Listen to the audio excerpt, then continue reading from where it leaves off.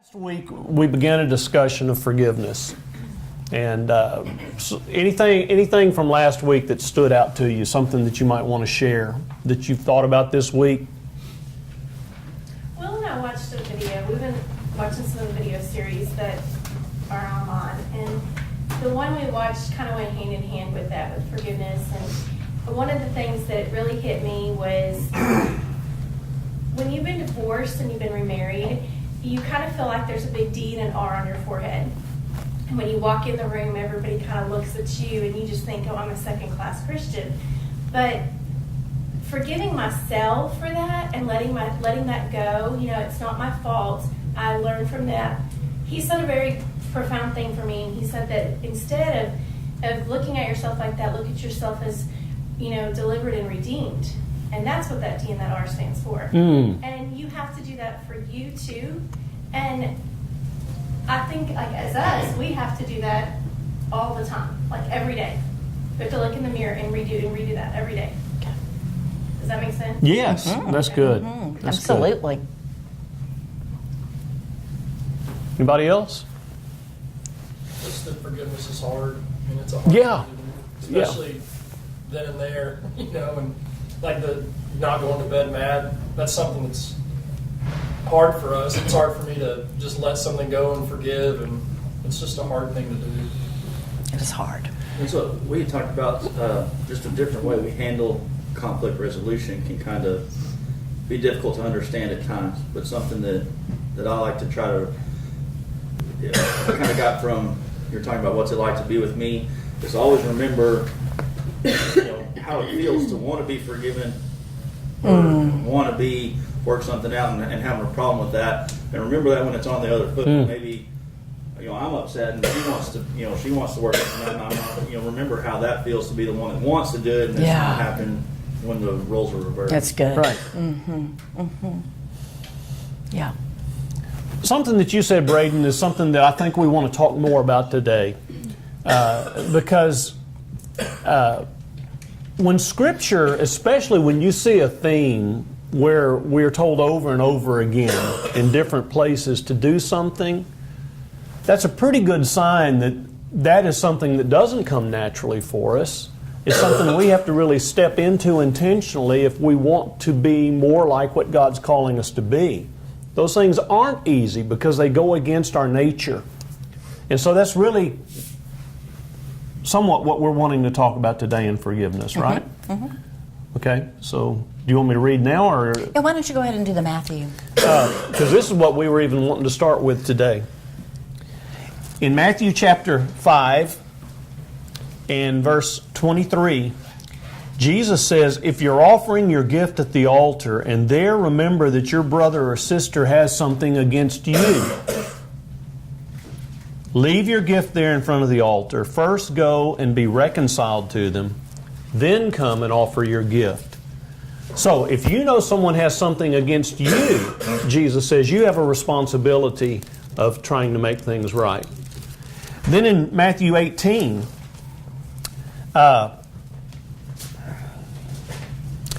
he says this in verse 15. If your brother or sister sins, and some translations say sin against you, go and point out their fault just between the two of you. If they listen, you've won them over. And so this is us being proactive in making relationships right. Okay? And it's not the natural thing to do. That's why Jesus has to tell us to do it. So Beverly wants to talk more about that now, right? You didn't want me to, do you want me to read the Luke passage now too, or wait on that? No, wait just a minute on Okay. that. See where it is? It's right there. Okay, gotcha. Okay. I think Jesus, let me back up. I know Jesus. Throughout his life is telling us, it's why God came in flesh, or one of the reasons God came in flesh, to show us how to live life. It wasn't just about his death, it was also about his life, how to live. And one of the things that Jesus taught us is relationships matter. They matter so much in the heavenly realms. It matters the way we handle forgiveness. It matters when relationships get hard. So I want to spend another week talking about forgiveness, and hopefully we'll be able to spiral home before this is done, and then 2 weeks from today we'll pick something else up, but no guarantees. Forgiveness is that important that I want us to talk about it. Another thing about forgiveness is while I really try to define it, and several authors, several theorists, religious leaders try to define it, I'm not sure that the definition is ever tangible enough that it's a step 1, 2, 3. We all have to get in there and explore. The phrase I use in counseling a lot is we have to figure it out. We have to figure out, what does forgiveness look like in this? What does it look like for me? So again, some things we know about forgiveness, just putting us all on the same page. I did this last week too. It's not forgetting it. Particularly, we were taught that maybe as children, forgive and forget. I would love to have just a moment with whoever coined that phrase. Because go back in mind to the rut patterns we talked about. You are not wired by God to forget anything that hurt you deeply. You're not going to do it. Forgetting it is not the point. We make the choice to forgive. Forgetting it is not condoning it. If I can condone it, if I can make it make sense, then it doesn't need forgiveness. If I can say why and you tell me why, and I go, okay, now I can forgive. That's really not the hard part of forgiveness. Forgiveness is when maybe I said something and I look at him and I say, I have no idea why I just said that to you. That was so rude. That was so wrong. I don't even know where that came from. It's where you can't condone it. It doesn't make sense. Forgiveness and trust are not the same. And we talked about that at length last week. It's not the same. And we'll get into that again in parenting because teenagers need to understand that one. Just because I forgive you for doing that, whoa, we're going to work on rebuilding trust. That's not the same. You said you forgave me. Okay, I forgive you. But that doesn't mean I trust you again. We're working on that. We're going to I want to trust you again. We're going to figure it out. Another one that was brought up to me in the last week, can't remember if it was in this class or in therapeutic room, but it was forgiveness doesn't mean it doesn't hurt anymore. Now that's part of what I'm going to the training for next week. In trauma training, we're taught how to help it so that the pain lessens through some physical movement that we do, the eye movement. But there are some things that I'm going to remember from my childhood, or I'm going to remember when I was a teenager, or as early married, or last week, that are still going to hurt me as long as my feet walk on dirt because I have the capacity to feel pain. But that doesn't mean I haven't forgiven it. And some people think that if we're still wounded by it, if it still hurts me, it means I haven't forgiven it. That is not true. It may still hurt. Forgiveness is, what do you do about the pain? How do you act on the pain? What does that sound like? What does that look like? Forgiveness is choosing not to act on the pain. There's an old counseling saying, I may have said this last week, I don't remember, but hurting people hurt people. Hurt people hurt people. And what we want to do, I don't want to hurt him. And so I don't want to hurt you. I've got to figure out, how can I release this? How can I redefine this? How can I hold spiritual space? Now, reminder, we talked about this at length last week too. We would not be having the rest of this conversation if we were not Holy Spirit-filled people. Because some forgiveness work is totally impossible without the gifting of the Spirit inside of us. This is that hard. It is that hard. Marriage gives plenty of opportunities to practice forgiveness, to practice it. It is an energy issue. Catching us up from last week still requires a lot of energy to carry bitterness. Somebody say true. Requires a lot of energy. Lack of forgiveness is what bitterness is, lack of forgiveness.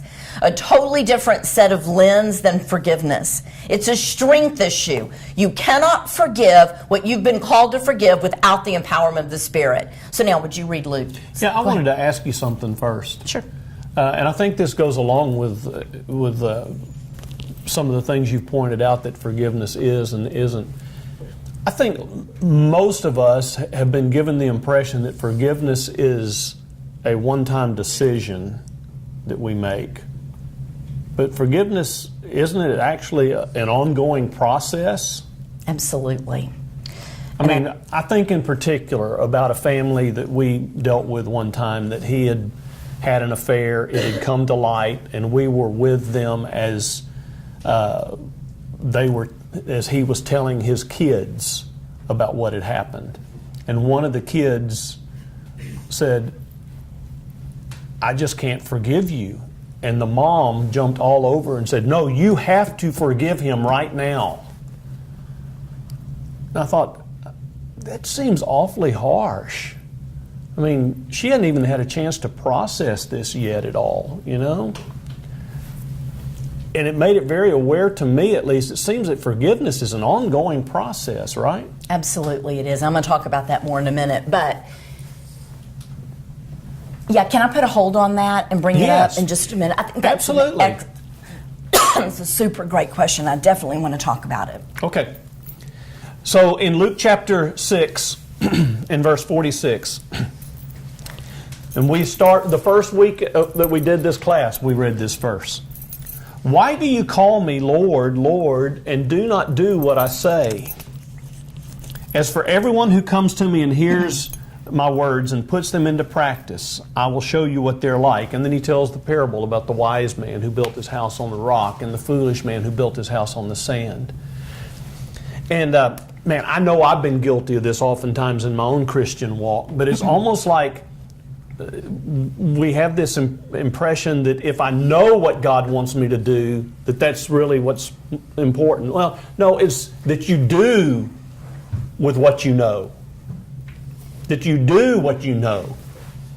And that's so important in this. I mean, yeah, we can all sit around and talk about the beauty of forgiveness. We can give examples of how beautiful forgiveness is. But what do we do with it? Putting it into practice. Yes. The lingering question, and I read this really quickly at the tail last time, is who do you need to forgive? You know, I will talk about this again in parenting, but it's so important. I feel like it was just, I woke up with it on my mind this morning. Andy Andrews is a feel-good Christian speaker, and he tells the story. He has two boys, that at night he goes into his boys and he said, "I put my hand on their chest every night at bedtime, and I say, buddy, who do you need to forgive before you go to sleep?" And they list, or they say, "I don't think anybody today, Daddy. Who do you need to ask forgiveness from before you close your eyes and rest tonight?" What a life skill he is passing on. Now, some of us weren't taught that. And so who do we need to forgive? I mean, it's not just our marriage partner. We bring some stuff we haven't forgiven into marriage. And so the list I came up with, and this list could go on, maybe it's past relationships, a former boyfriend, a former girlfriend. We need to forgive some people. We need to forgive friends. For some of us, and I hear a lot of these stories, we need to forgive a church. We need to forgive someone in church that spoke harsh words to us. Maybe it's a preacher, a minister, a pastor, an elder that spoke something really hard to you, harsh to you. You're like, I can't make that make sense. Some people choose to walk away from the Lord. It's not true. Don't walk away from the Lord over that. We figure out how to forgive. Maybe it's your parents. We all make mistakes as parents. And right there, those of you who are parents in the room, I feel like we could just do this collective. Oh, yeah, we do. We do. And maybe we need to forgive them because some of their woundings to us inadvertently love us. But in the human experience, some of us need to forgive our parents because we brought that junk into our marriage. Need to forgive parents. Maybe, and we've talked about this before, the Romans 8:1. We need to forgive ourselves. There is no condemnation for those who are in Christ Jesus. And we need to work on that and figure out, what does it mean? What does it look like? What spiritual disciplines do I need to engage in every day to forgive me? I'm probably not fully, but I'm pretty aware of some past mistakes I've made. a lot of past mistakes I've made. And when those thoughts pop up during mindless activities, washing the dishes, driving 635, what do I need to do to replace those? And then I want to bring up one that I'm going to talk more about when we do sexual relationships in marriage, but that is one of the hot topics right now that is on media that has brought up a lot of memories for a lot of us, are the Me Too thoughts. For those of us that were hurt sexually or engaged in inappropriate sexual activities, some of the Me Too movement, when we're hearing other people's stories and we relate to them, that whole talk is coming up with, who do I need to forgive? I never even thought about forgiving that. I need to forgive that. I need to forgive when I did. I need to forgive when he did. When I was a kid. And I want to talk more about that in the weeks to come, but I want to plant that seed because we're heading there, and I feel like that's such a volatile issue right now. And if you are someone, I will talk about this later, but I got to say that you can tell when I start to get up on the edge of my chair, something's coming. If you are one of those people that have made fun of people doing the Me Too movements, and I know some people have been falsely accused, I got that. Don't do it out loud, and don't do it in this church. Don't do it on social media. Because for everyone that has made a false claim, there are too many people that have real stories that are continuing to be silenced by people making fun of the false claims. Are you tracking with me? Let me know if you're with me with that. Don't do that. People have suffered, men and women. It's not just a woman issue. Men are sometimes very reluctant to come out with it because of the deep shame embedded for them. It's not funny. It's not to be made fun of. For healing to happen, we've got to provide the safe place for people. Remember, I told you last week, I put my toe in the water to know if you're somebody I can trust with my stuff. And if people are putting their toe in the water by how you're handling other people's experiences, it's going to keep them out of forgiveness of themselves. Keep them out of forgiveness. That's the problem with the Me Too, is children blame themselves for what happened. Teenagers are blaming themselves. I've heard multiple people say something like, Beth Moore being one of them, I wasn't a virgin anymore before I ever even knew what the word meant. We've got to be able to hold space with Christian people coming into forgiveness of all of that. Got to be a church that holds space for people, listen to me clearly with this, who've had abortions. We can't just in our pulpit or even in our talk make fun of people or talk about how we would never. We know people, and we've got to hold space for forgiveness to be for all of us. Somebody say truth. Isn't that right? When we come into awareness of it was wrong, forgive you. Because what we're doing is demonstrating what Jesus does. Jesus' blood forgives all of the above. Truth? So what we do as people is we hold space and model that for each other. We hold space and model that.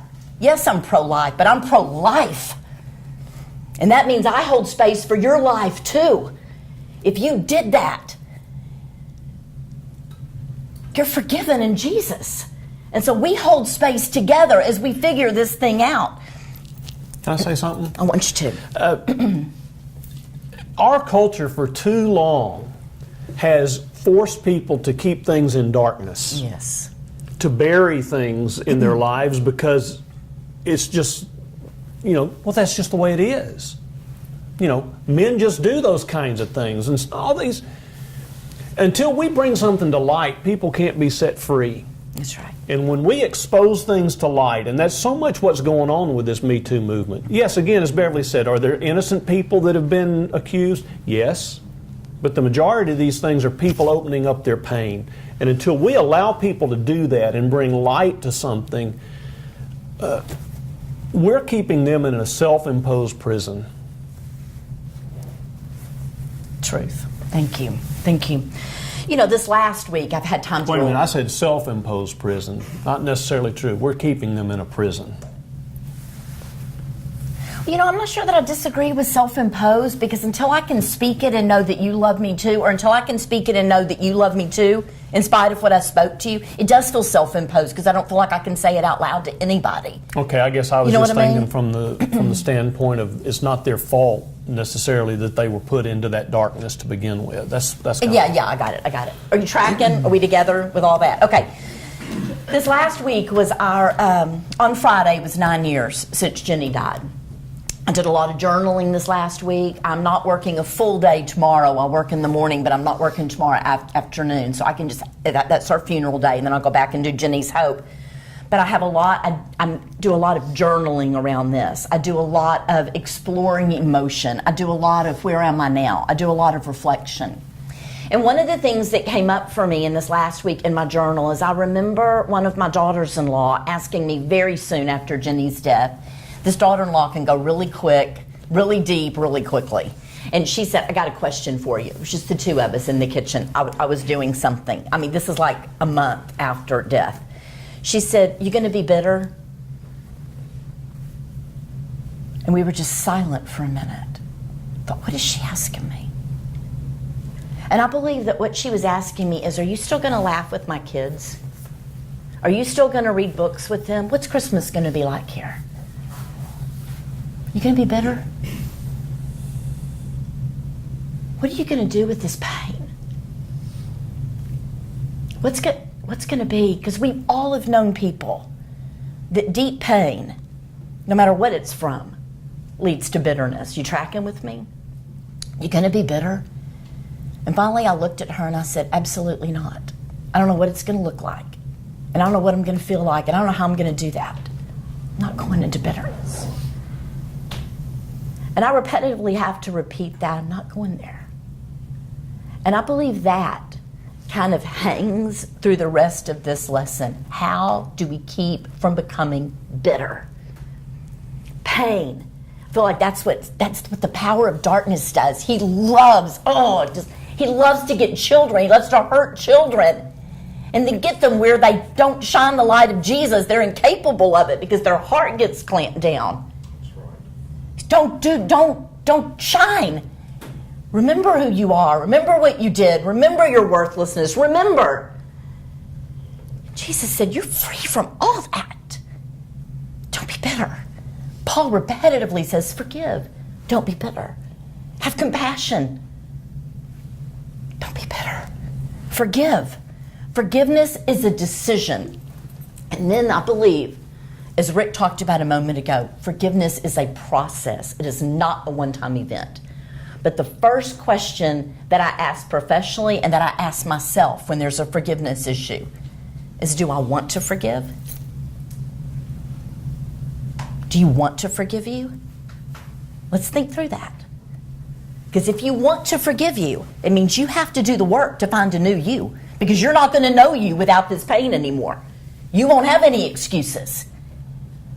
Do you want to forgive your spouse? Because if so, that makes you very vulnerable, open to attack again. Do you want to forgive that person who hurt you? That is not, this last week I sat with a woman that waited minutes before she answered that question. We just sat in silence. Do you want to forgive him? She said, I've never thought about that before. It's time. It's time for you to think about that. And I believe that is the beginning to forgiveness. We all would say yes until we pair it with Luke 6. Just put it into practice. And there's another phrase in that one that Rick didn't go on to read. It says, dug down deep. Forgiveness requires you to dig down deep. Do you want to forgive? Forgiveness is about healing. It's about health.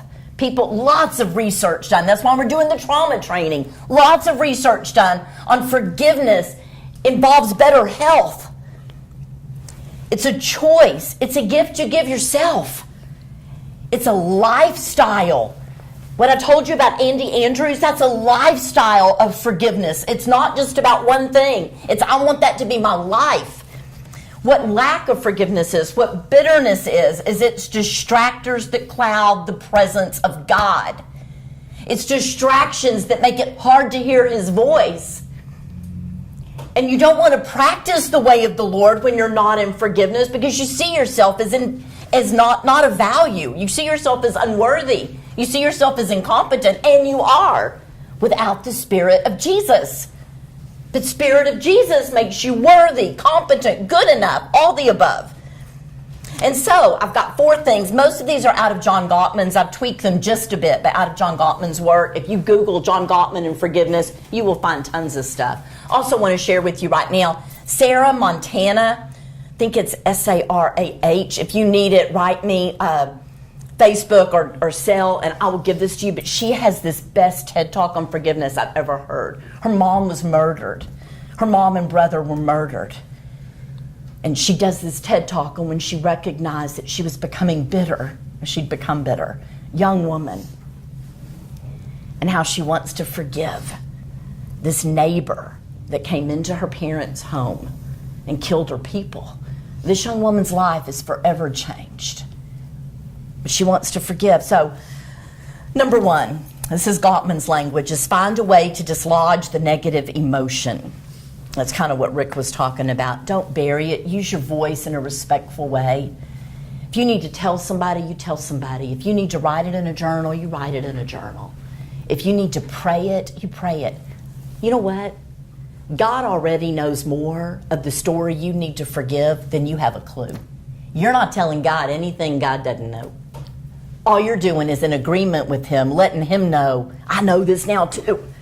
So use your voice. Do something with the negative emotion. And we'll talk more about that one in weeks to come.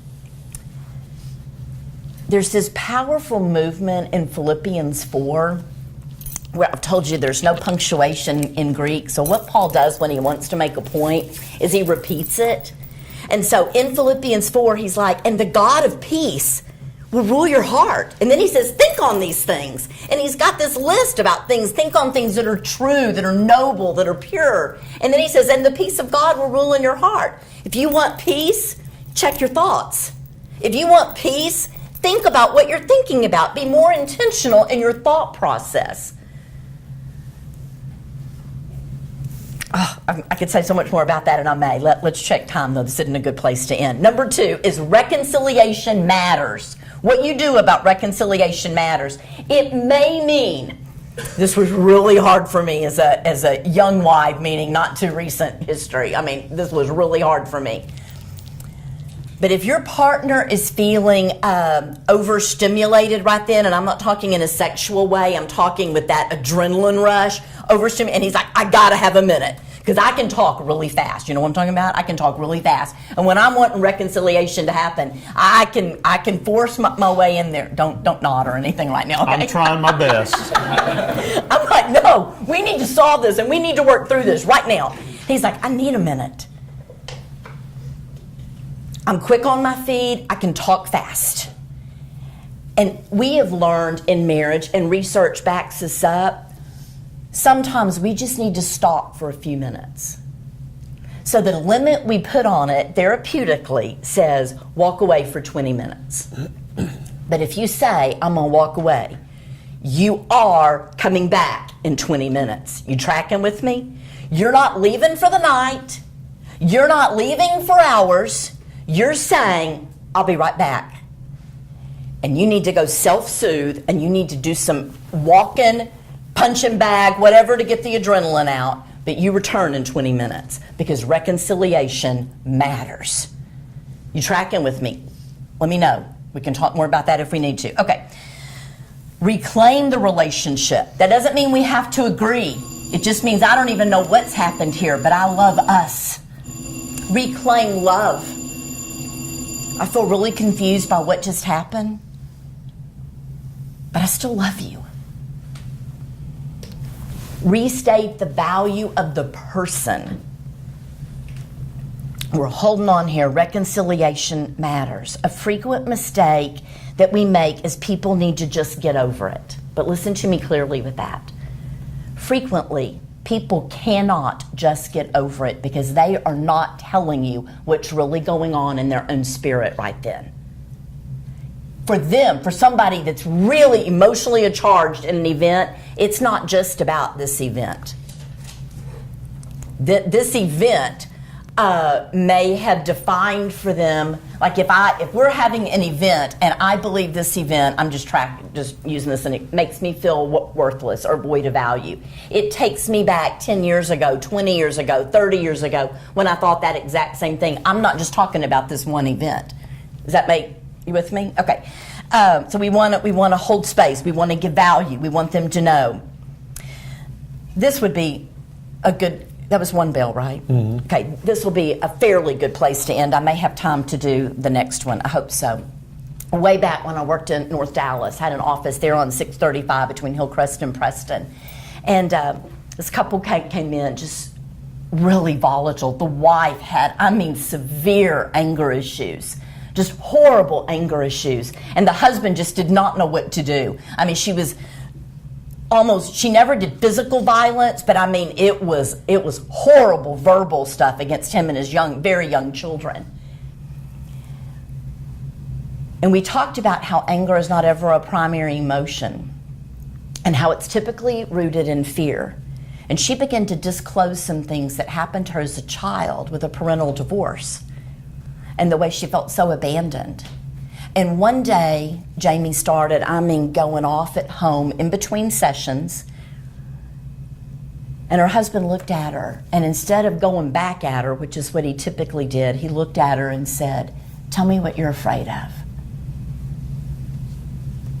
And when he said that, she literally got against the wall and just melted onto the floor.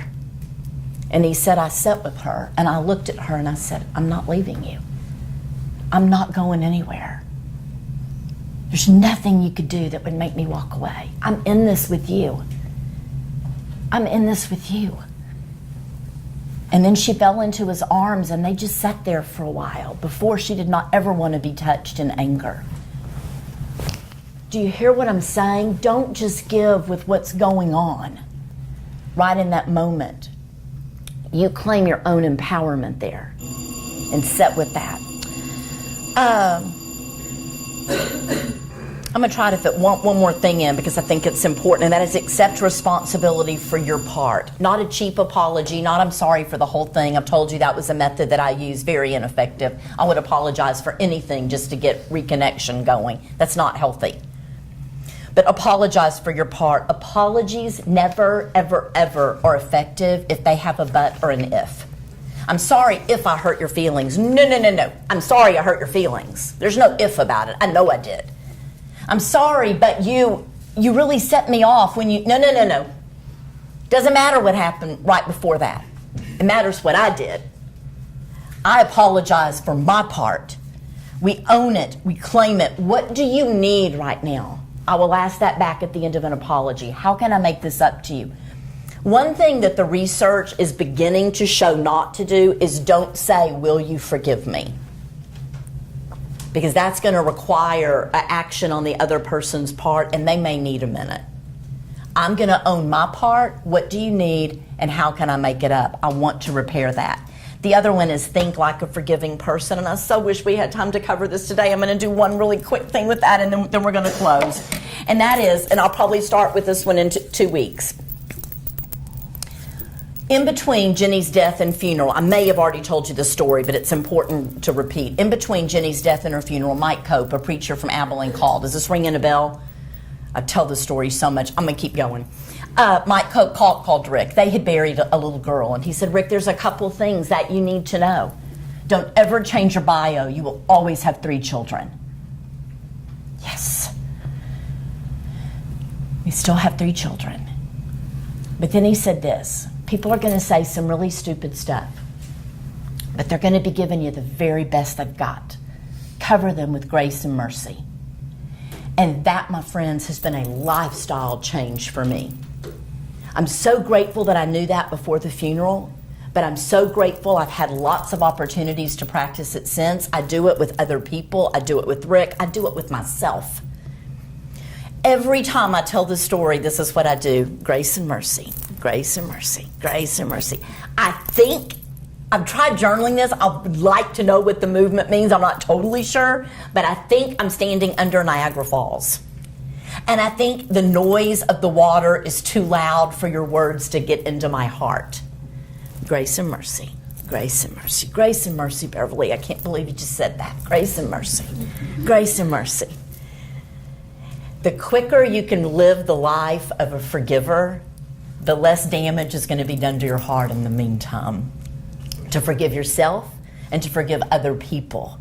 Grace and mercy. Doesn't mean we don't talk about what happened, but it means I'm not going to let it get into the core of my heart that is that place of wounding. I want to deal with it immediately. Immediately. Think like a forgiving person. And that may be a journal write or a conversation piece for all of us.